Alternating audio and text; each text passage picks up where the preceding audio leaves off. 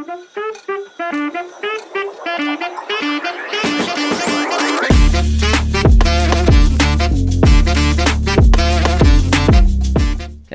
and welcome back to a brand new episode of Finn React. Michael here. Today we are still in the series of the full story of Gozyuger. This time is round 3. If you haven't yet, guys, please subscribe to the Film Form Studio. He have made round 1 and 2. If you guys don't know about it, please check out the playlist and everything so far of all my reacts on this channel. Anyway, guys, without further ado, let's not waste any time. Let's go. This is a recap of number 1 Sentai Gozyuger's third arc, aka Round 3. If you want to watch a recap of rounds 1 and 2 first, then click the playlist in the description. Sumino is reminiscing about her sister Otto when Gyaru number 1 attacks, a no-one monster that presents in the style of Gyaru, a Japanese fashion statement. Sumino fights back, followed by the rest of the team, where Rikuo and Kinjiro get hit by the monster's beam, spawning outfits on them in the Gyaru style. That's attractive. The fight continues until 2 Gyarus appear holding a curtain. Behind it, someone who seeks to be the number 1 Gyaru, Otto Ichikawa, Sumino's missing sister. She pulls out a Sentai ring and becomes Universe Warrior Shinken Red. Oh, so we got the red Samurai Ranger, I see, the female version. Ivari causing Gyaru number 1 to retreat. All of the Rangers powered down, but Rikuo and Kinjiro are still possessed by the no-one spell. Sumino is hesitant to believe that this is the real Otto, but a triangle ship mold confirms it and Sumino embraces her sister. However, Otto seems to have no memory of who Sumino is. At Raiden Castle, Bouquet has retrieved 2 Sentai rings for Queen Tegajun, those being Go-Go 5 and Flashman. She thanks Bouquet and states how useless Fire Candle has been in the search so far, making him want to prove his worth to the Queen. At the cafe, Otto is teaching the Gozyugers everything about Gyaru, all while Sumino is angry that Otto has no memory of her. Sumino ends up leaving the cafe to clear her head, and we see Otto's ring almost fall off her finger. She tells the team that she was in an accident as a child, and without the ring, she won't remain conscious. Rikuo joins Sumino outside to check on her, and finding out for the first time that Otto's original kidnapper had grey eyes, which takes him aback. Gyaru number 1 returns to the city and is confronted by the team led by Otto, with Hoero and Ryuki now also in Gyaru. They head and begin the fight, joined shortly after by Mashiro. As the team fails several Gyaru-themed challenges, Ari General Surf Mega appears in Ayeza Hibiscus. Sumino with a surfboard, this time in full Gyaru attire. She tells Otto that while she has no memory of her former life, she'd still love to get to know her better, and embracing Gyaru is the way to do so. Sumino then henches and joins the battle with Otto. Hoero and Mashiro summon Tegasword and Gooderburn, creating Tegasword, Whiteburn, and fight the Ari Mecha, using the Heartbreaker finisher to destroy it. On the ground, Otto and Sumino destroy Gyaru number 1 and are both deemed the winner of the battle. As they congratulate each other, Fire Candle appears with his newfound passion for ring hunting. He attacks Otto, removing her ring and causing her to become unconscious once again. Sumino begs him to return the ring, except Fire Candle uses it for himself, becoming the new Universe Warrior Shinken Red. Yay! So it seems like fashion was the statement for this episode. The fact of the matter is, too, that it's kind of cool that we're seeing that Fire Candle's actually getting more of a, like, an appearance that, you know what, he wasn't doing anything. It's time for him to start acting up, and I think this is what the kind of turnaround's going to be. Hoero and Mashiro charge at Fire Candle, who transforms his Shinken Maru into Rekka Daizanto, and attacks them both with a flaming slash. He tells Hoero that he always prefers to battle him in a more epic way, as he disappears back to the known world. Just as Sumino is about to check on Otto, a cloaked figure approaches her, and Sumino gets a glimpse of his grey eyes. He throws a smoke bomb and disappears along with Otto. At Raiden Castle, Fire Candle is boasting about his newly acquired ring as his hunt for more continues. Bouquet is concerned about what he may get up to, but nonetheless they consider it a win. A few days have passed since Otto was taken again, and Kinjiro is very concerned about Sumino. Ryuki is angry that Tegasword allowed Fire Candle to use the ring when Mashiro steps in and explains that the ring chooses the user, and not even Tegasword can break the contract. They must get the ring back. So I guess in a way that these Rangers, that they can become like other Red Rangers, is not by like it would be towards the ring. So example, if I wanted to be Ranger Z05, I can't just say, oh, I'm now the Ranger. No, it has to choose me. It has to, once I put it in and it works, then I become Ranger Z05. Meanwhile, Rikuo is trying to get a hold of somebody on the phone, but is having no luck. Sayori and Aoi walk in with a flyer for a summer festival. Kinjiro suggests they should all attend in the hopes that it will cheer up Sumino, and everybody agrees. They arrive at the festival without Sumino, revealing they had sent her an invite but she didn't respond. Shocking. Number 1 then shows up, riding on the shoulders of Aries. He says that he's the number 1 at festivals and that he can make the event a lot better. Kinjiro, being number 1 party people, challenges the monster and creates a stall selling candy fruit. Ooh, cotton candy. Interested. Rikuo opens a takoyaki booth, which is also to no one's interest, followed What? by Mashiro's arrival, who opens a candy banana stall, which is too expensive. Candy banana? Ew. I mean, the takoyaki thing sounds a lot more pleasantable than the other two. Shining Life and Mrs. Sweetcake arrive and open a stall selling cake and yakisoba, which brings in all of the customers. Oh. Meanwhile, Bouquet is handing out flyers for the new Buraiden festival when Rikuo walks by. She chats to him and hypes herself up to ask if he'd like to go to the festival with her, to which he says he's not in the mood. She apologizes for being so upfront and friend-zoned. Embarrassed, Bouquet retreats to the known world, and it's revealed via flashback why Rikuo is upset. When he was a child, Rikuo sang at a local festival and was highly praised. After the show, he followed a mysterious figure named Ray in hopes for approval, but instead Ray says he doesn't know what people see in him. Back in the present day, Sumino is at her office trying to investigate further into the... That didn't mean he had to friend-zone her. Man. She sees Kinjiro's invitation and contemplates going. At the festival, it's revealed that the No-One monster put a spell on their food to brainwash everybody into wanting more, hence the popularity. No, the power of food. Before things can continue, Ryugi appears with a booth of his own, centered entirely around Tegasod. With multiple activities, the people move from the No-One stall to the Gozyugers, infuriating them. Sumino finally shows up, and Kinjiro feels the need to apologize, but the Tegasod booth makes her laugh, and she enjoys what it has to offer. Fire Candle shows up supporting a Shinkenja mask and the team henshin to take on the Ari. Kinjiro takes on the No-One and Mashiro fights with the cake couple. Eventually Fire Candle henshins and attacks Hoaru, but Sumino wants nothing more than to retrieve the Shinkenja ring for her sister, so she joins in. Fire Candle is about to defeat her, but Rikuo steps in last minute to save her, making sure that she's okay. I sense romance. Is able to defeat the No-One, and just as he's about to be deemed winner, he redirects the win over to Ryugi, rightfully declaring him the number 1 at festivals. Fire Candle uses a stolen Go-Go 5 ring to summon the Lifebird and blast at the Rangers. He calls on King Candler, but just before truly escalating the fight, the Shinkenja ring begins to glow, and Shinkano is summoned from the ground, wearing an Oni face mask. Hoaru calls on Tegasod Decaclaw to battle the two mechas and is outnumbered, but Ryugi and the festival goers begin to pray to him, breaking off the Decaclaw attachments and giving him the power to break the mask on Shinkano. Now under Hoaru's control, Shinkano uses Tegasod as a literal sword to strike King Candler, forcing Fire Candle to retreat as usual. So in a way you can actually use the Power Ranger Megazords in a battle with them. That's actually kind of cool. Because I know they did that. They did the original Mighty Morphin Power Ranger Megazord, and they also did Wild Force, I think, from the last one. I don't remember, but you guys know where to look for that one, but I'm pretty sure.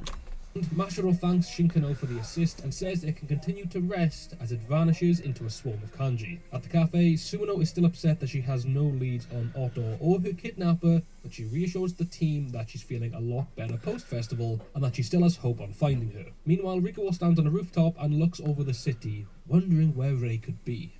Hoaru enters the cafe out of breath, claiming he walked back from an interview because he's trying to save money. At Buraiden Castle, Bouquet is kneeling before her Rikuo shrine, praying for Fire Candle's safety after his recent Simp. She's comforted by the cake couple. World Fire Candle attacks a food vendor, finding out that he holds the Go-Buster Sentai ring. He henshins and uses his rapid ability to dodge Fire Candle's attacks, though he eventually succumbs to them, losing the Sentai ring and breaking his Tegasod contract. Despite gaining a new ring, Fire Candle says he needs more power as we see a brief glimpse of something in the ocean. Rikuo is still trying to contact Rei as a cloaked man appears behind him. He reveals himself, confirmed to be Rei Gushima. Rikuo tries questioning him, but he immediately comes clean that he is Otto's kidnapper. He says that Rikuo always idled him, even copying his great... I knew these two would somehow come together. Otto, but Rei refuses, showing a scar he gained from protecting Rikuo from an unknown threat many years ago. He mysteriously says he's already died once for Rikuo, and now it's time to return the favour, revealing he needs help with something.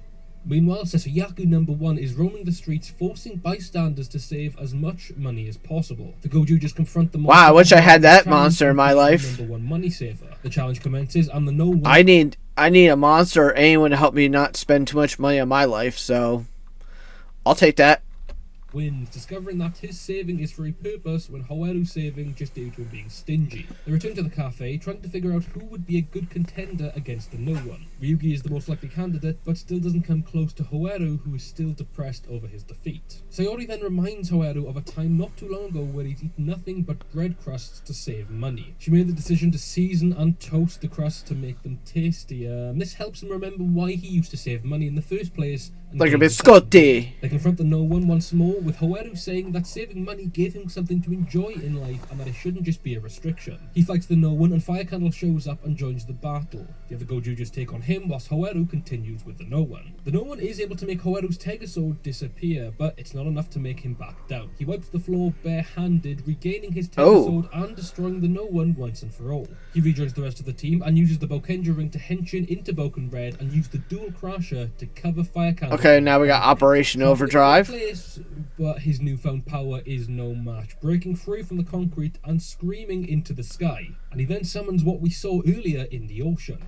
Flying to Fire Candle's aid, we meet Orca Booster 5050, a blaster and henshin device that grants its user even more power than before. I never heard of that one. And with the Shinkenja ring, Fire Candle is able to upgrade to Super Shinken Red, gaining the iconic white coat. Mashiro is distressed, knowing of the Orca Booster's powers from his time as Goju Wolf, and warns Fire Candle of what it can do. Fire Candle continues to battle with the team, and Rikuo finally returns, suited and ready to fight. But not Fire Candle. Rikuo uses his Leon Buster to shoot at the team, and when Hawaru questions his actions, he aims his blaster directly at him. Fire Candle uses Rikuo's betrayal to blindside the team, but he starts reacting poorly to the Orca Booster's power. So what I'm guessing is that the guy Ray is actually on the evil side and told him in order for him to work with him, he has to betray his team, which is kind of seems like there's a couple episodes where a lot of these Rangers are just betraying the team. We had the Red Ranger already do it, now we got the Blue Ranger. Too many betrayals. Retreating to the No One world. The team dehenshin and Rikuo walks off with zero explanation as to why he betrayed them. At the cafe, the team can't comprehend what Rikuo did and wonder whether he's broken their truce. Mashiro is quick to remind them that Rikuo isn't the problem right now, as Fire Candle and the Orca Booster are a very dangerous combination. I can imagine. Can boost both the rings and the user's power, but the wrong host can be turned into a raging monster. Mashiro also reveals that during the original Universe War, no one was able to tame the Orca Booster, resulting in multiple deaths. They must seal it away as soon as possible. Up at Raiden Castle, Fire Candle is running rampant, knocking over Bouquet in the process. They have no option than to tie him up and lock the Orca Booster in a cage. Which is smart. Powers to knock out Fire Candle and uses the power of the Shinkenja ring to access memories of the Shinkenja team, creating an AI copy of one of their biggest foes, Juzo Fuwa. In the real world, Mashiro is dressed Kinjiro up as a... Oh, that's the one that Cole became in Super Samurai. But this guy didn't also become a murderer in real life, Cole. Suggesting they need to bait the Orca Booster with an Orca's natural prey. Sumino goes as far as to put a bow on Kinjiro just in case the Orca is looking for a mate. Hawaru and Kinjiro both step to the edge of the dock, howling into the sky and reaching the Orca Booster in the No One world. It breaks out of his cage and frees Fire Candle, both leaving for the human world to continue their fight, and Juzo follows. Rikuo is still meeting with Rei and insists he free Otto. He refuses, saying he needs her in order to figure out how the Shinkenja ring is able to keep her conscious, all in an experiment to revive himself after the incident. Fire Candle and Juzo arrive at the Gozyugers. Everyone henshins and the fight for the Orca Booster begins. The Cake couple shortly arrive with a fleet of Ari, so Ryugi, Kinjiro and Sumino take them on whilst Hawaru fights Fire Candle and Mashiro fights Juzo. Rikuo shows up and joins in with Hawaru and Fire Candle, creating a three-way brawl, until the Orca Booster corrupts Fire Candle, turning him into a raging Shinken Red monster. Ooh, I like this. Shinken Red. Rikuo keeps attacking him, but he's far too strong, knocking Rikuo so hard that he de-henshins. Mid-battle with Juzo, Mashiro uses Bekuma to blast the Orca Booster out of Fire Candle's hands. As it hits the ground, Hawaru races towards it, ignoring Mashiro's warnings. He shoots it into the air and is engulfed in electricity. He says despite the danger, he wasn't going to allow Rikuo to die, and his determination is felt by the Orca Booster, allowing him to harness its full power. Wow. A new Sentai ring is created, and when Hawaru uses it, he's able to become Wild Goju Wolf. So like a battleizer almost. Hawaru takes Fire Candle and Juzo together as Rikuo and Mashiro watch in awe. Rikuo asks why Hawaru risked his life for him, and he responds by saying despite not being a huge fan of him, he can see how many people idolize him. encouraging him to stand up and fight for his wish. Rikuo joins him in battle, taking on Fire Candle as Hoero uses his Wild Goju Wolf finisher on Juzo. Before they continue, Jado Shinken Red grows giant, escalating the battle and causing the K-couple to retreat with the Ari. Orca Booster then grows to the size of a mecha and combines with Tegasword to form Tegasword Akatsuki. They battle it out before Hoero activates their new finishing strike, Tegasword Killer Whale Slash. Jado Shinken Red is destroyed, but Fire Candle still makes it out. However, all 4 of his rings are presented to Hoero: Shinkenger, Go Busters, Go-Go 5, and Flashman. On the ground, Bouquet rushes to Fire Candle's aid, hugging him in relief. Fire Candle profusely apologizes for how he treated her and offers her a punch on him. She does so, and he falls to the floor. Rikuo thanks Hoero for the encouragement, but also says he can't rejoin the team after what he did. Hoero forgives him, saying he must come back, but he can take everything at his own pace. At the cafe, the team are untrusting of Rikuo, so Mashiro steps in and pretends his betrayal was an orchestrated plan to regain the trust of Orca Booster. As Sumino right, that's totally was the plan. Rei defeat him and return Otto safely, just as we see Rei holding a black Sentai ring. On a nearby rooftop... Wait, black Sentai ring? Could he be the outlaw guy that everyone kept looking for? Possibly. Universe Warrior Lupin Red chases a high schooler and uses the Gokaija Sentai ring to turn them into a Ranger Key. He's then pursued by the school's council, fronted by Universe Warrior Patron Ichigo. Lupin Red makes a run for it, and Patron Ichigo powers down and vows to catch him. The next day, a young girl is at the cafe in conversation with Sumino.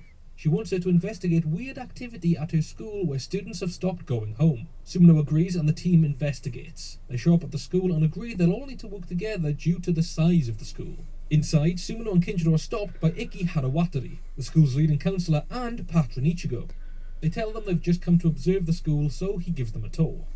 Meanwhile, Rikuo was charming over all the students with his status. Ryugi is running a Tegasword Appreciation Club, and Hoero is attending a history lesson. A group of school bullies try to start a fight with Hoero, but it's broken up by a teacher as he cares for them too much. This makes Hoero and the other students emotional, and they all hug. Sumino and Kinjiro suspect something fishy, but they're interrupted by the janitor dropping his equipment. Ikki says his name is Shinya Bando, the school's former principal and Ikki's old karate instructor, but abandoned those roles many years ago. Because he was a Power Ranger. Tells Sumino that there's been a phantom thief kidnapping students, referencing Lupin Red.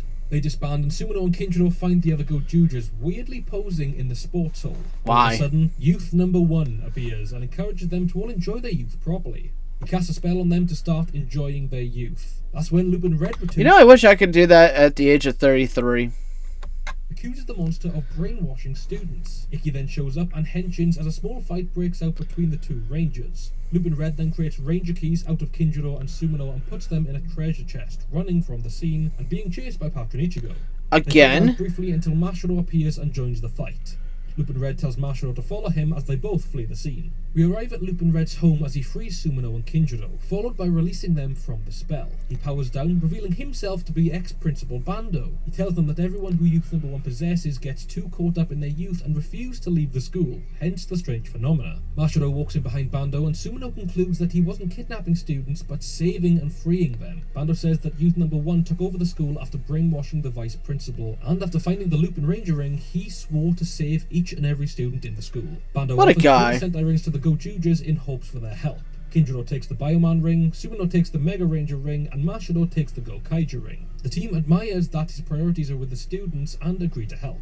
The three Rangers return to the school and are confronted by the No One, Ari, students, and the remaining three Gozyugers. The team henshin and begin the fight in the battle to be Youth Number 1. The three Gozyugers manage to hold off the brainwashed Gozyugers whilst Bando shows up to release them of their brainwashing. Youth Number 1 is furious, and the team tell him that part of remaining youthful is going to school in the day, but still enjoying the evenings by having fun. No one ever does that when you get older. In Bando engage in a battle while the Gozyugers take on the Ari. Hoero upgrades to Wild Goju Wolf, eventually standing in between the Lupats and taking on Patron Ichigo. Sumino uses her new ring to become Mega Red, followed by Kinjiro becoming Red 1. They use these powers to destroy the No One, and Kinjiro becomes Youth Number 1. However, the history teacher from earlier is revealed to be the Golden Ari, Chan Baraba.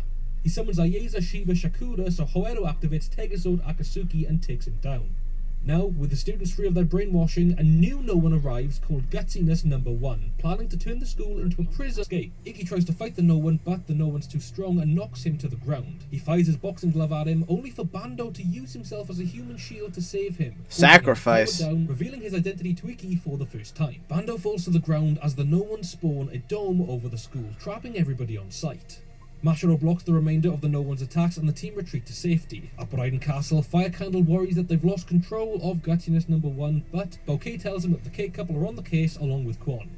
Bando reveals that Gutsiness Number 1 was behind the school invasion all along, saying that his own daughter was possessed by the No One. He says he promised to take her to dinner that night and he's lived every day since in regret. Despite his injuries, Bando heads back to the academy and says he doesn't care what happens to him as long as the students and his daughter are safe. Oh, that's dedication. At the principal's desk as the Cake Couple walk in. He tells them that he and Youth Number 1 were sent to brainwash the students, but now that Youth is gone, he will rule over the school. Quan then blasts at him, threatening him not to betray the Brydens and offers him a team-up. Whilst Ikki's having a crisis about the situation, the Gozyugers encounter Quan outside, and he summons Tirana Ranger, Hurricane Red, and Boon Red from his Tengu blaster. Gutsiness' voice echoes through the sky, stating the team must compete against the Red Rangers before they get to him, all while locking their rings to their fingers, preventing their ability to henshin. First, they participate in Boon Red's tire pulling challenge that Sumino forfeits. Then Hurricane Red's endurance challenge that Mashiro and Kinjiro fail at. Finally, as Hoaru, Ryugi, and Rikuo face Tirana Ranger in a locking their rings to their fingers, preventing their ability to henshin.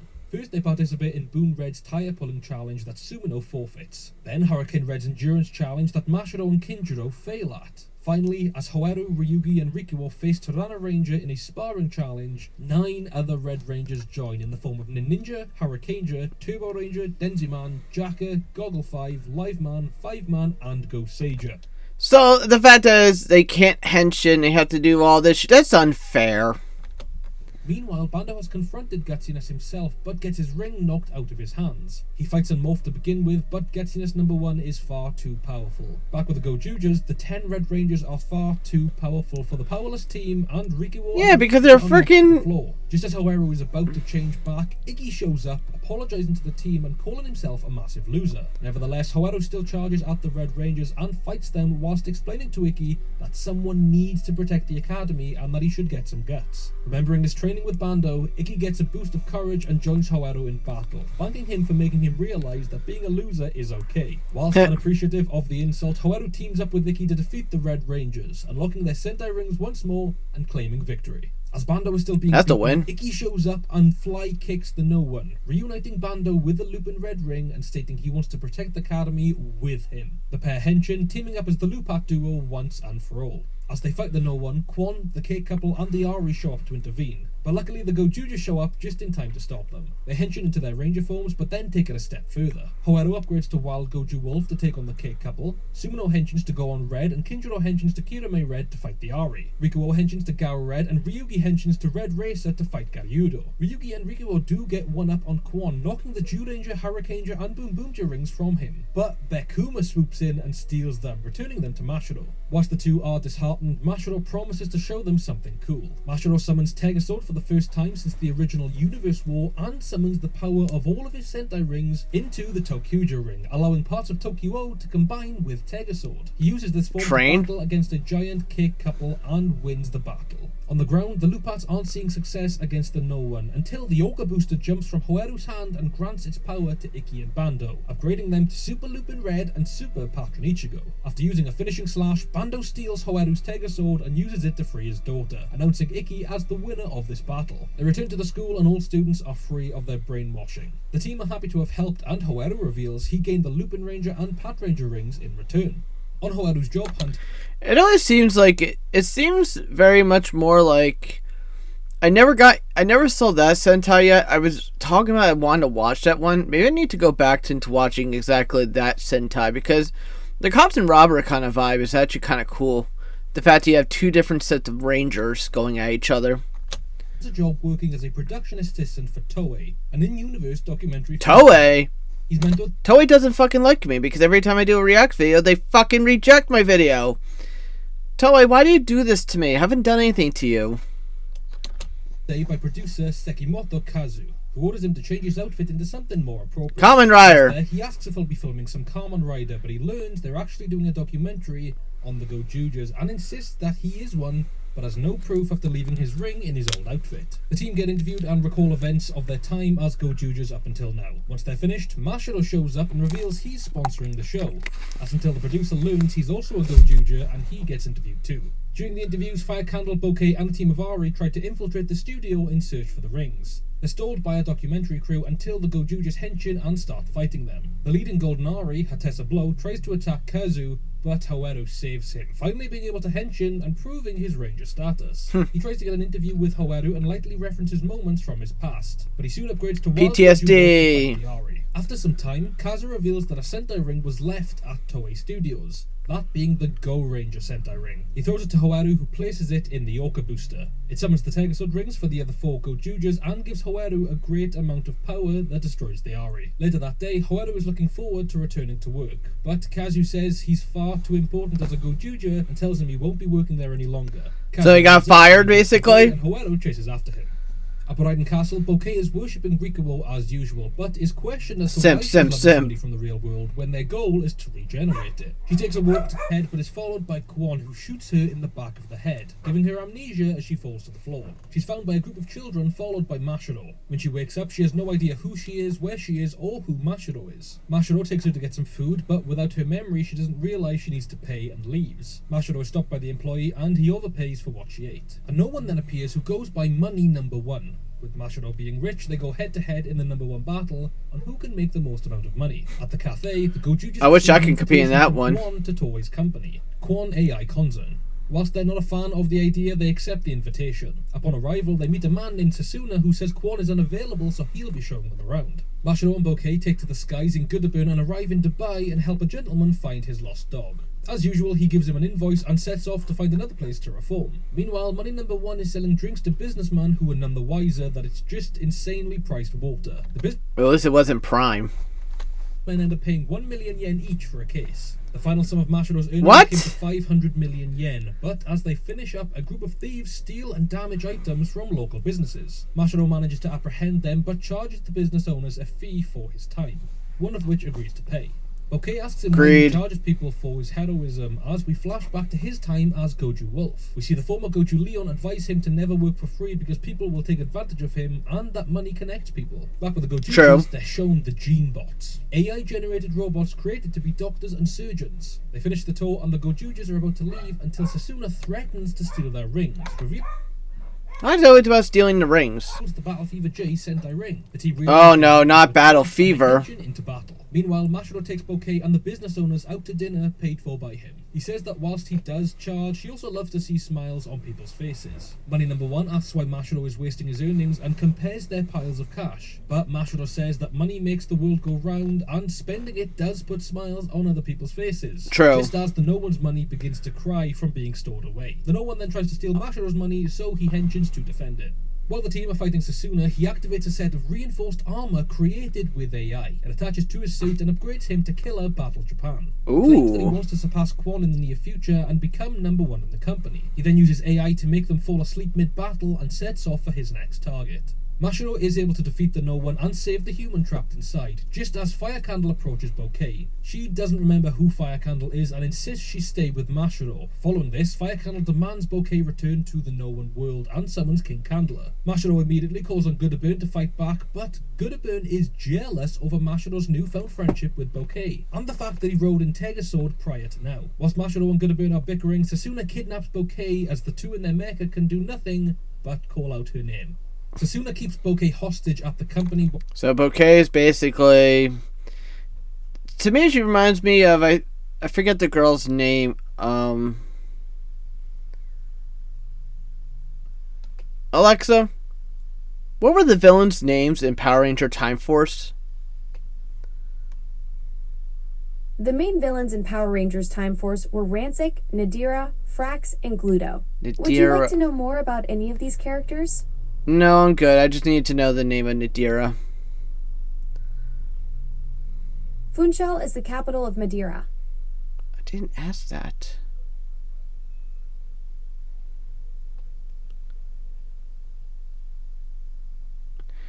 Nadira was basically, to me, Bouquet is like Nadira from Time Force when she was like obsessed with Time Force Blue with Lucas. Remember that episode? The fact that like Rancid would basically like say, "You can attack anyone but the Blue Ranger." Kind of the obsession kind of route. Is asleep. He reveals that Bouquet is a completely AI life form, and having her on his side would assist his rise to victory. That's weird. Bouquet is dreaming about Rikuo, unaware who he is, but knows he's someone important. Howeru wakes up separately, surrounded by his teammates sleeping due to a machine on their heads. Sasuna speaks to him through a radio and explains that the headgear is letting them dream about their wish. Rikuo is on a stage with Rei granting him flowers, Ryugi is offering Tega Sword, Sumino is a police officer with Otto being free and well, and Kinjiro sees a younger version of his wife who passed away.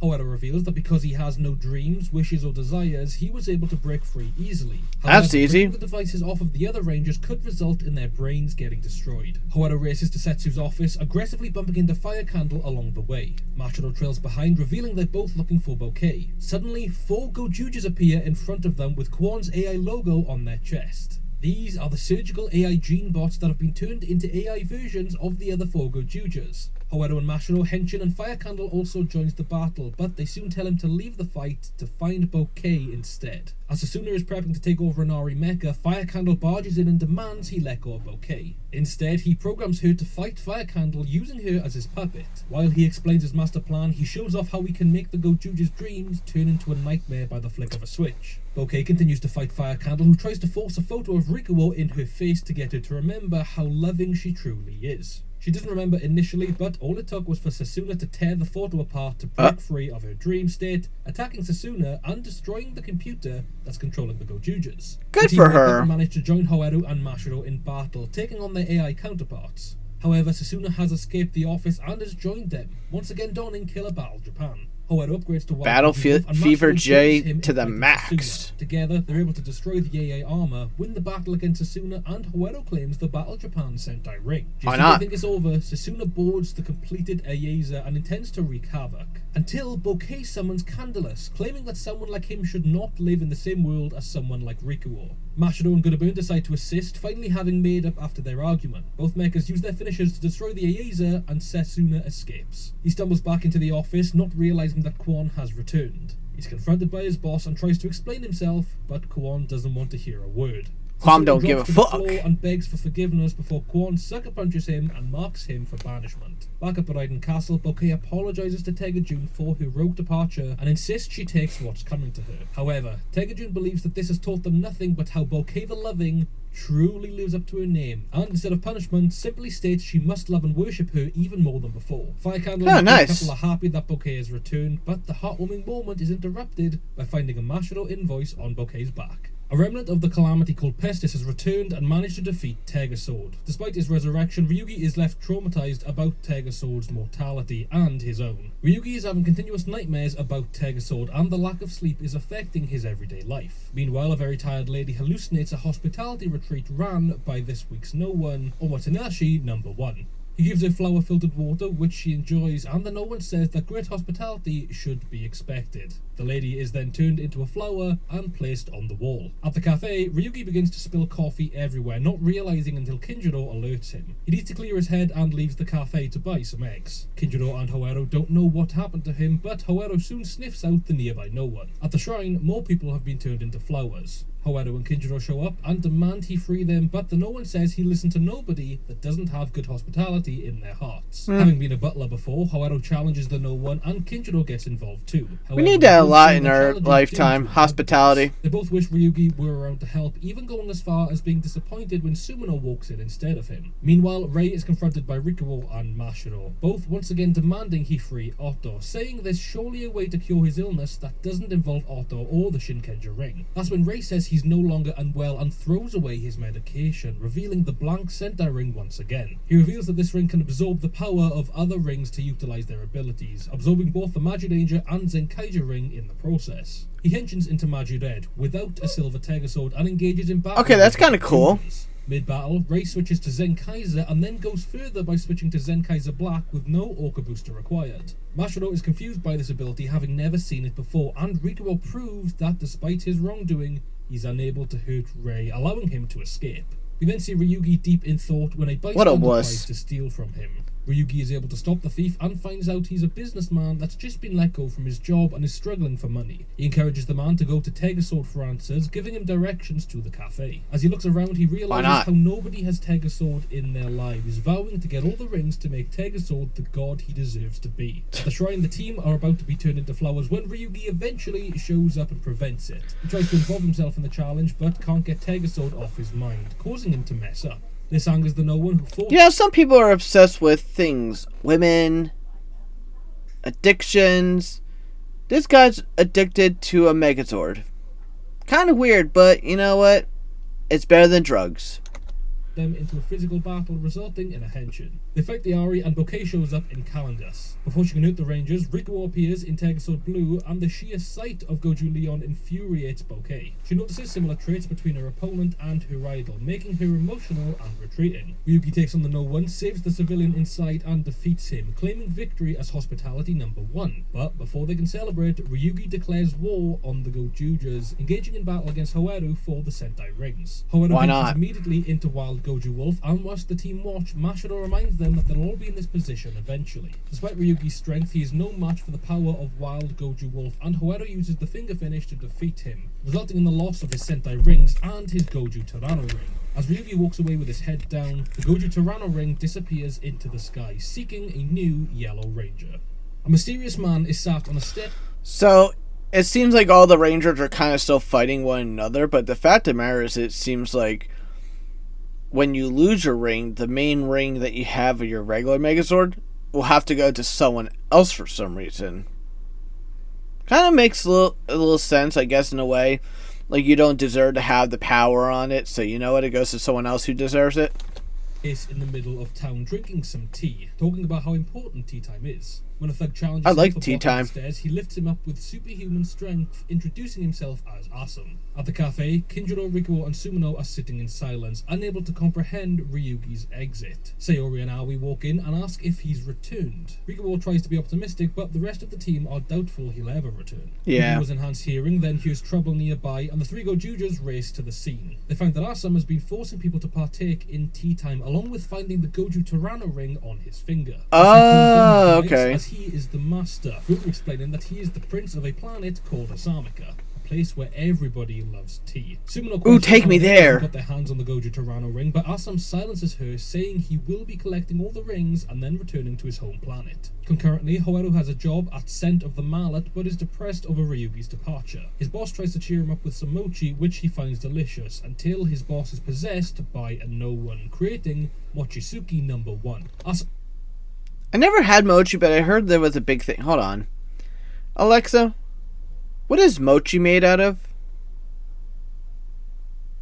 Mochi is made from glutinous rice, also known as sticky rice. Would you like to know more about how it's prepared?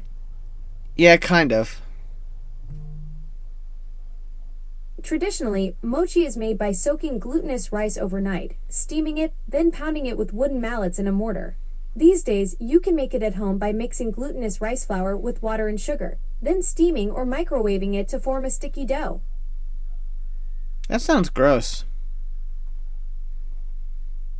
Hey, I'm not judging your culinary preferences. Though I suppose pounding rice with wooden mallets isn't exactly appetizing when you put it that way. Yeah, I do have a point. Absolutely.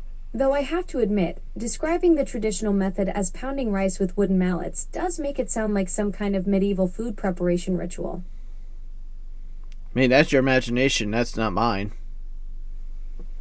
Fair enough. I guess I do have a tendency to turn everything into some kind of dramatic narrative. Can't help it. Comes with the territory of being a digital storyteller at heart. At least you don't have a dirty mind.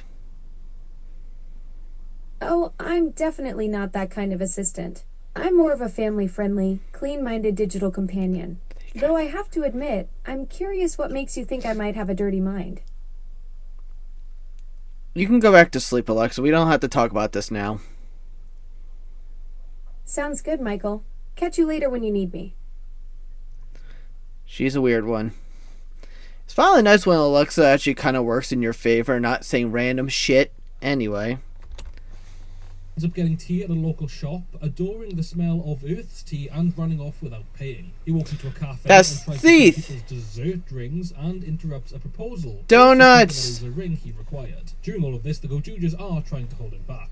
Mochizuki number 1 is turning people into Mochi and Hawaru henshins to stop him, resulting in the Ari getting summoned.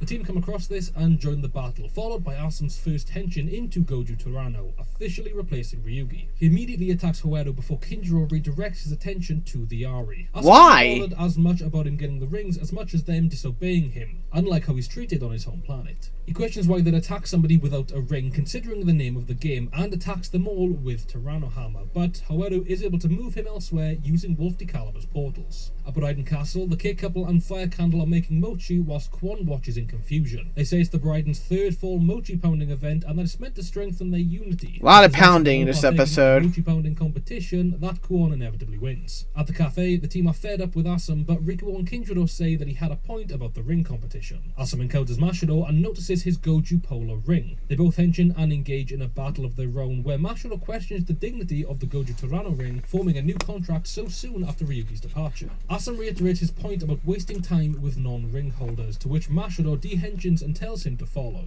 Mochizuki number 1 returns as the team show up to stop him causing more trouble. Rikuo tries to retrieve the civilian but fails, resulting in them getting blasted back by the no one. Hawaru then at least it didn't turn to a mochi. Mochi beating competition, and the others take on the Ari. Mashiro arrives with Asam, offering him some tea and requesting a momentary truce whilst they watch the battle play out. Hawaru mentions a book his boss gave him before he was captured, explaining how he can pound mochi so well. He then says he needs each Gojuger to assist him. His wife made me so proud. No henshins into Ginga Red and uses fire to heat and inflate the batter. Then Mashiro uses his ice powers to freeze it. Kinjiro then summons Tegasod Green and flies it into space to expose it to moonlight. However, Golden Ari Buster Mochi follows him in an Aieza.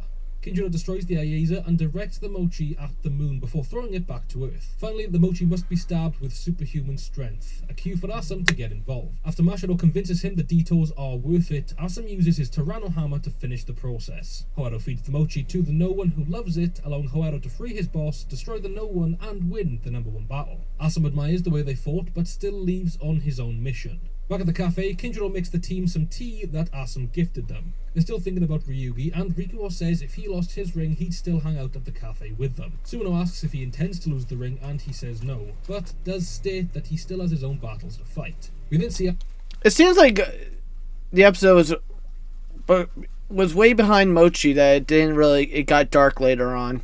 Walking alone where Rei appears from a portal as Zenkaiser Black. Asam says he'll give him the chance to walk away because he's in a good mood, until Rei uses the blank Infinity Ring to capture Asam, granting him access to the Goju Torano powers. At the cafe, Kinjiro... So Rei basically... They had a new Yellow Ranger, basically he didn't like him, said F you, got him in his ring. Got him! While wondering where Asam has gone, theorizing that he could be with Ryugi. He got sucked. He says they're going to need a new manager so they can reopen the cafe.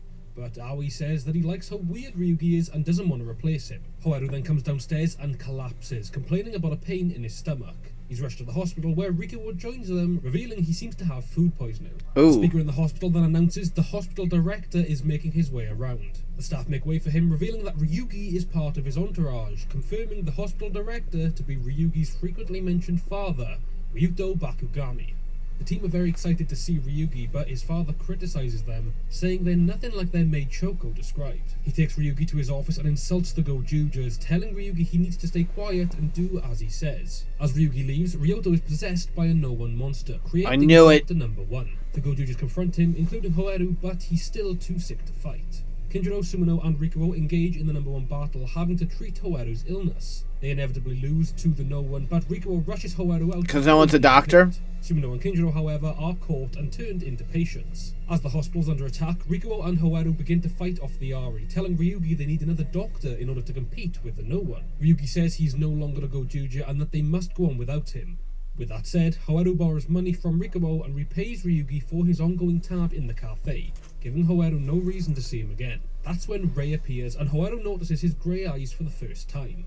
He shows them his Infinity Ring, using it to become Goju Torano after capturing Asam. The Rangers cannot believe it, as Rei confirms the ring did devour Asam. A 2v1 then breaks out between Rei, Hawaru, and Rikuo. Doctor number 1 is about to operate on Kinjiro and Sumino, but Mashiro shows up just in time to save them. printing them a very large bill.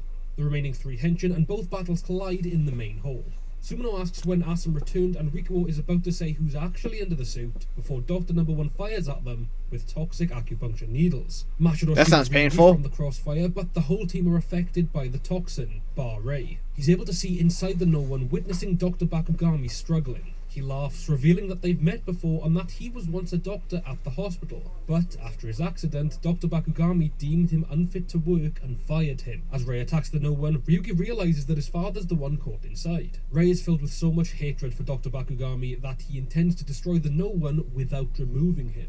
Fearing for his father's life, Ryugi charges towards Rei, but his lack of strength knocks him to the floor. Rei begins to attack Ryugi, further explaining how his father doesn't care about anyone but himself. Whilst Ryugi does agree, he refuses to let his father's ways determine how he lives his life, slowly getting to his feet by holding on to Rei. Rei knocks Ryugi back to the floor, adamant to take his father down, until Ryugi remembers his old ways, building up the energy to rise again, declaring it was always his plan to help the world. Ryugi is ready to fight again, and the Goju Tirana ring rips from the Infinity Ring, returning itself to Ryugi once and for all. As Rei's powered down, Sumino notices his grey eyes before he teleports away. Ryugi regains the power of Tegasword and henshins into Goju Tirano. The number 1 battle officially commences between Ryugi and the No One. Battles of doctors. A sword fight. Ryugi is able to disarm the No One, stating he will continue to do better in the world, saving his father and destroying the No One, claiming the title of number 1 doctor. The Golden Ari, Anima Heart. I wish I was a doctor.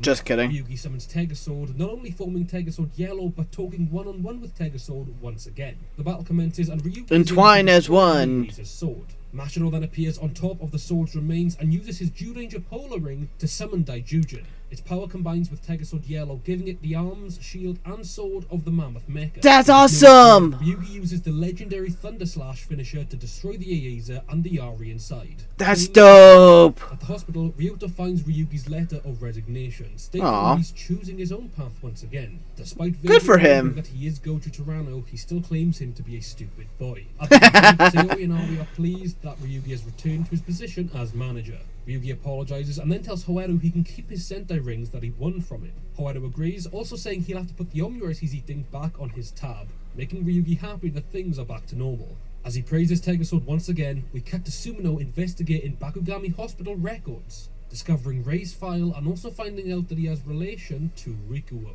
not knowing what this means. And that is the complete story of number 1 Sentai Gozyuger Round 3. Okay, so here's an update on the future of this series. Okay. As of right now, I have no immediate intention of covering Round 4 and beyond of Gozyuger for these reasons. What? Why?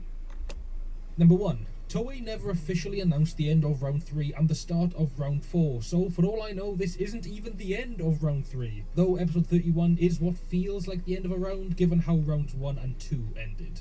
Without Toei's confirmation, it is hard to make these recaps without getting the info wrong. Number 2. The way they handled Maya Imamori's exit was awful. I feel so bad for her, and the way the show completely dumped her and cut around her in the following episodes made for shockingly choppy and incoherent episodes. Yeah. I have zero issues with the recasted actress, but the abrupt cutting of episodes followed by the recast made me lose interest in the show. And number 3 is a personal reason. These videos are recaps, and they don't scratch my creative itch in the way video essays do, and when they take so much time to make, I feel like I'm putting my energy into the wrong projects by spending so much time on these recaps. Aww. That said, I hear you guys and I'm listening. For months people have been asking where my round 3 recap is, and even after posting about the fact I wouldn't be continuing, people still wanted to turn to me for info on the show. And for that, I'm truly honoured and I thank you all.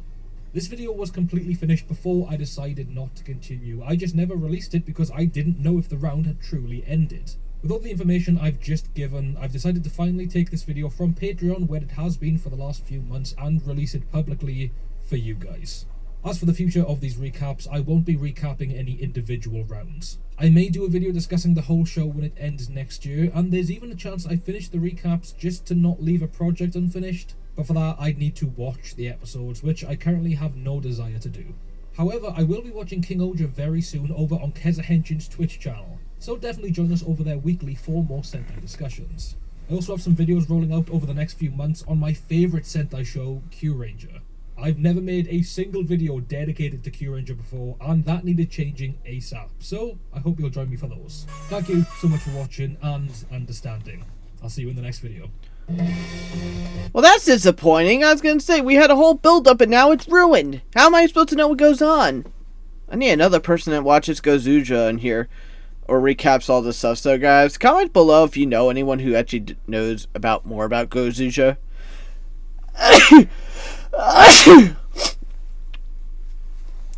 Otherwise, right now, I guess we're done with Gozyuger. If there's another Sentai you guys want me to review and react to, let me know in the comments below. Anyway, guys, it's been fun. It's been real. Subscribe to Film Form Studio if you haven't, guys, yet. But as always, guys, thank you very much for watching. This is Michael, signing out.